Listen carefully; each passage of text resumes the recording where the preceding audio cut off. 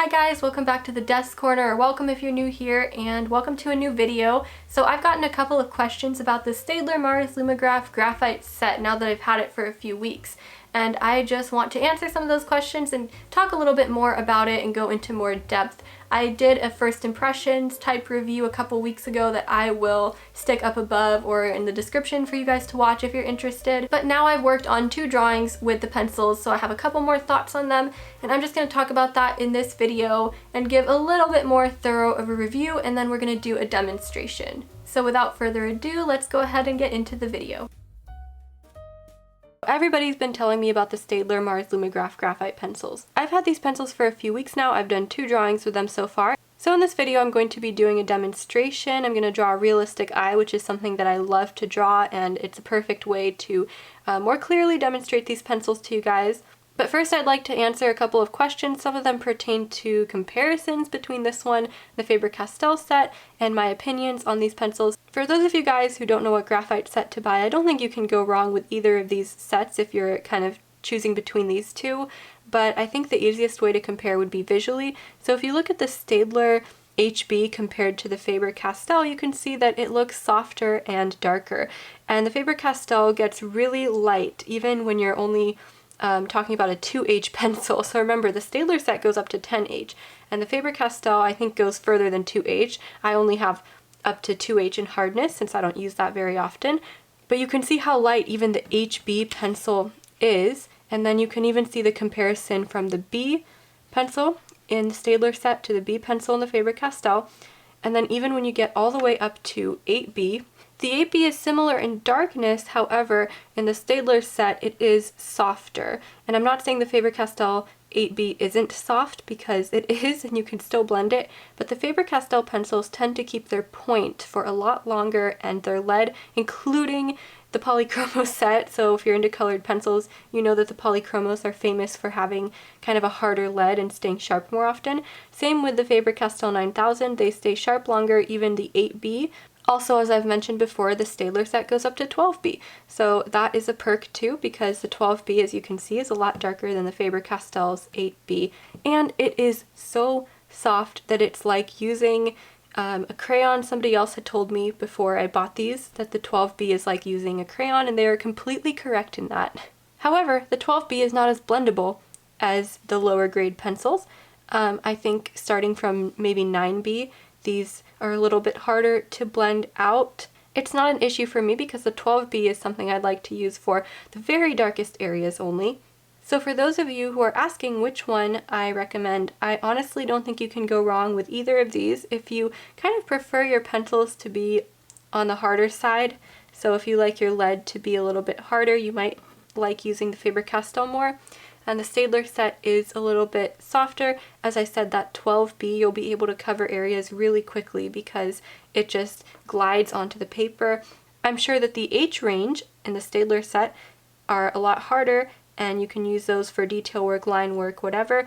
But as I said, I'm not going to be buying those because I wouldn't use them. As far as graphite pencils go though, I don't think you can get any better than this quality. I also have heard good things about the Derwent graphite set, which I haven't tried, and I can't justify buying another graphite set since I just bought this one.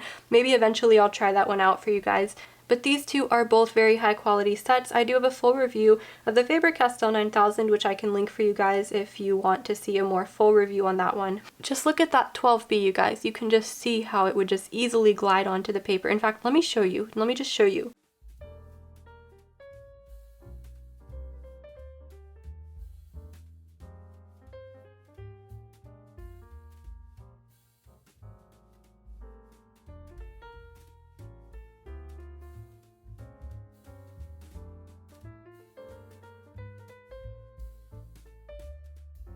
So that's that for you guys to see. The Staedtler 8B and the Faber-Castell 8B are pretty similar. The Faber-Castell, of course, stays a little bit sharper, and you have to use the side of the pencil a little more. They're both pretty buttery, but then when you get to the 12B in the Staedtler set, you get something that can just cover areas super quickly. But as you can see, there's more white of the paper showing through. That's because the pencil is more blunt. By the way, I have the most luck using this General's like red puny little pencil sharpener with my pencils. with my graphite pencils, whenever I try to use like a metal sharpener, it just breaks them right off. So this is more like a charcoal sharpener, and I think that this works really well for graphite. But this worked to sharpen my 12B, in case you're wondering how the heck you can sharpen that. I also mentioned this in my other video, but these are hexagonal shaped pencils, kind of like the Faber-Castell. That just keeps them from rolling off the table. Seems like a little thing, but it honestly makes a big difference for me because I tend to get pencils rolling off my table or trying to roll off my table all the time. So I do like that the barrel is shaped like this. Before we get to the demonstration, which is this eye that I'm going to be doing in the demonstration with only the Staedtler Mars Lumograph pencils. So I want to show you guys this eye I did last year, and I used of course I used graphite. I used a Faber-Castell 9000 graphite set, and I used a carbon pencil for the pupil because the 8B in the Faber-Castell 9000 doesn't quite do it for the darks for me.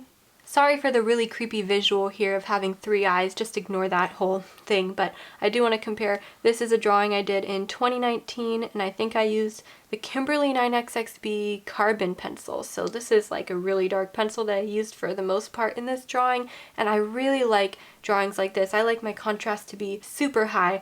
In the past, I've recommended to people all the time who want to get high contrast in their drawings. I always recommend use charcoal, use carbon, but a lot of people just don't like the feel of it. That's completely okay. If you're one of those people, try out the Staedtler set. I don't think you'll be disappointed. Again, me, just a preference. I prefer using charcoal or carbon over graphite, or I use them together because I love getting those darks just as dark as I'd like them to be. That being said though, I am going to be using the Staedtler set on their own now that I know that you can get pretty high contrast and pretty dark values just using those pencils alone. And that is all I have to say about that. I just want to jump into the demonstration of this eye now so I can talk a little bit about how I use the pencils, and so that you guys can get more of a visual. Well, this is a visual. This is 3 eyes, so it's very visual. So I have my eye sketch here, and I'm going to go through this pretty fast. I do have another realistic eye tutorial up on my channel if you guys are interested. I'll probably link it down below because I feel like I've mentioned so many videos. But I went in straight away with, I think, an 8B, a 9B, or my 12B pencil, and I was adding in some of those darker shadowed areas, but I don't think I should have done that necessarily because those areas didn't blend out as nicely as I wanted them to, and I wasn't able to get rid of the grain. So I do recommend you go in with your lighter grade pencils first. When I got to the pupil though, I was just pleasantly surprised at how dark I was able to get that pupil. I mean, that's pretty impressive when you look at that. I was pretty impressed by that. I also used the 12B to darken up some areas on the iris, on the outside of the iris mostly, but you can see I have trouble going in with my Q-tip and getting that area to look smooth. Which is why I recommend you don't do what I did and don't get super excited. Just start with the lower grade pencils if you want to get a smoother area, and then if there are any dark areas, you can just add those in last. You can see the laydown of these pencils though is really, really nice, and I was still able to get a somewhat reflective look. I just used my eraser. Now, if you're going to go in and erase, keep in mind those dark areas with the 12B, they're not going to erase very well. But some of the lighter areas I was able to erase just fine, so you do want to keep that in mind.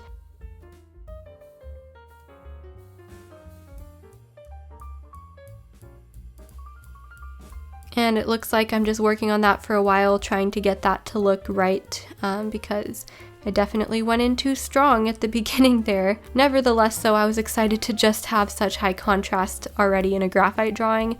So I'm not sure what is laced in with that 12B pencil or how exactly it's able to get so dark. I just really love using it.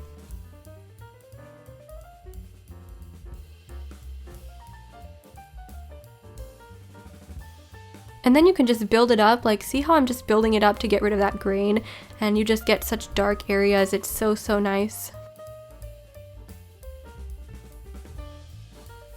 Now I used some of the lighter pencils as I started to work on the white of the eye and the surrounding areas. These areas tend to be lighter and more delicate. For the inner corner of the eye though, I went in with my darker pencils. I really love getting those darks in with drawings. I love contrast so much, guys. I'm obsessed with it. Probably why I enjoy using these pencils so much, because I'm able to get pretty good contrast.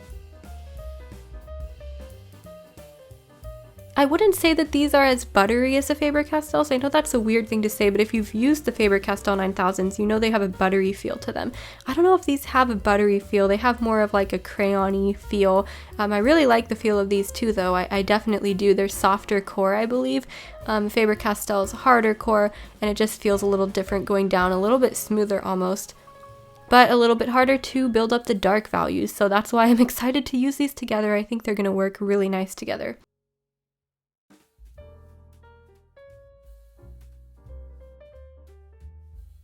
You did see me go in and blend with a tissue for the lighter grade pencils. You can see they blend just fine. I just recommend using the 12B with caution and the other higher up Bs like 8B and up.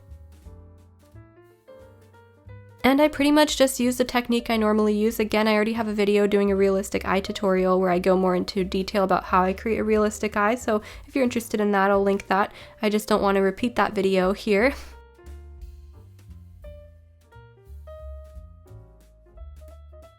For skin, I often like to use a light cross-hatching technique to get rid of any lines, and then I go in and blend with a tissue, and that gets you a really smooth result. That's a tip I will give whenever you're working on skin with graphite. Use cross-hatching, very light cross-hatching, and then blend afterwards. Don't just shade in one direction. You can also shade in a circular direction. That takes a little bit longer though, in my opinion.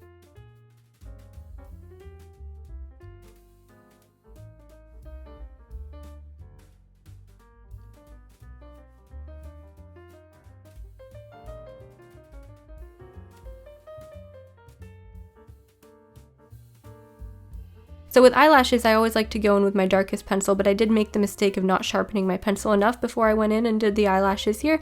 So some of them look a little fuzzy, but that's okay.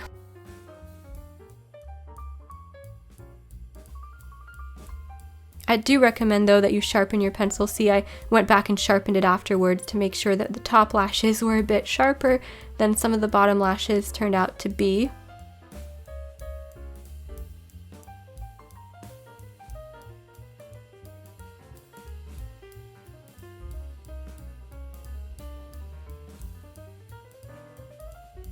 Oh, you guys saw that I used a Faber-Castell pencil in the eye. I wanted to get in some really sharp detail for like those little veins in the eye, so I went in with a Faber-Castell and I cheated.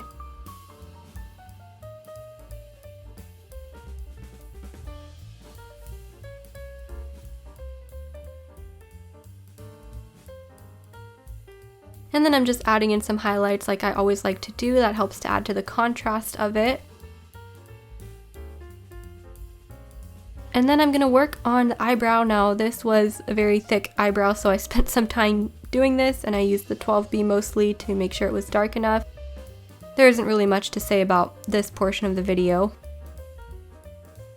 Just that you can see how nice and dark that 12B gets and how quickly I'm able to cover that large area.